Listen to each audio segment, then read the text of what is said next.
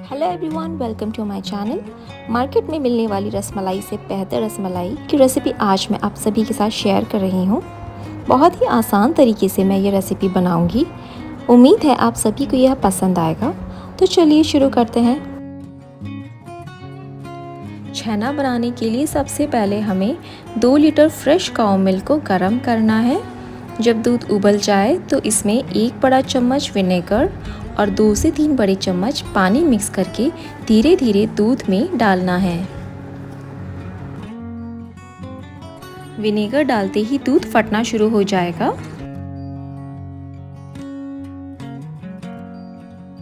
अब हम इसे छान लेंगे।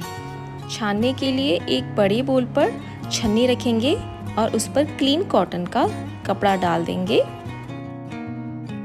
और पूरा छेना इसमें डाल देंगे।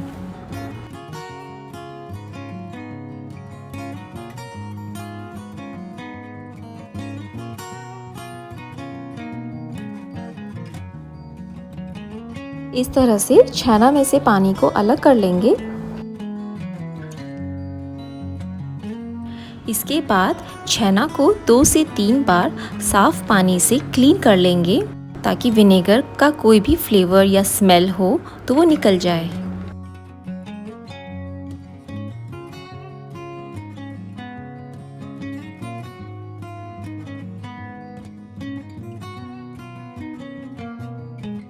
इस तरह से निचोड़कर हमें छेना में से पूरा पानी निकाल लेना है।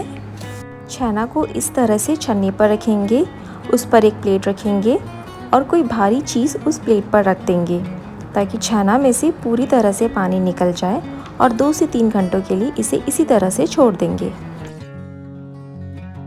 बासुंदी बनाने के लिए एक पैन में 1 लीटर फुल क्रीम दूध लेंगे और इसे गर्म कर लेंगे।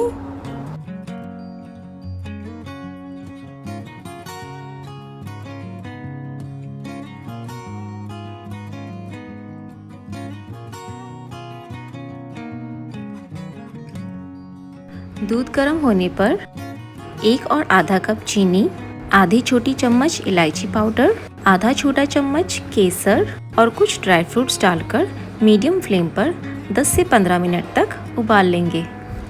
रसमलाई के लिए बासुंदी बनकर तैयार है। फ्लेम बंद करके इसे ठंडा होने के लिए रख देंगे। तो अब चलते हैं छेने की तरफ।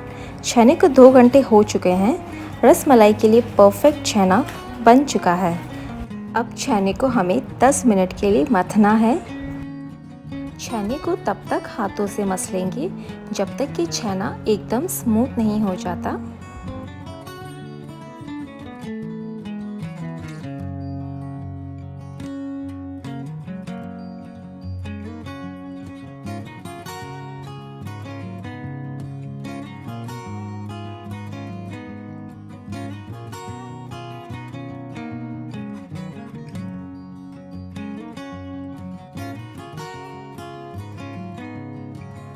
छेना बिल्कुल स्मूथ हो चुका है।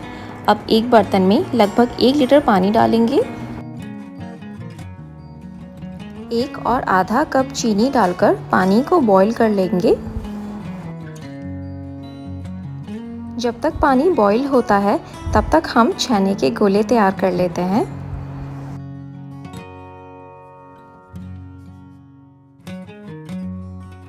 कुछ इस तरह से हाथों को प्रेस करते हुए सभी गोले तैयार कर लेंगे।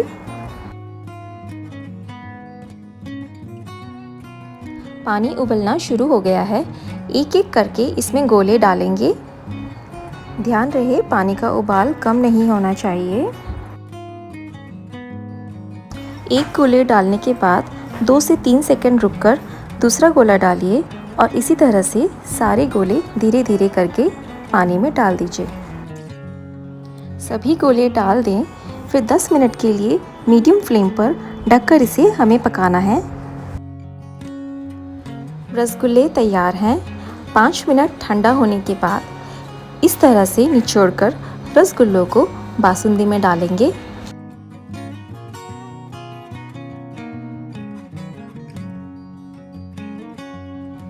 और करीब 5 से 6 घंटों के लिए फ्रिज में इसे ठंडा होने के लिए रख देंगे।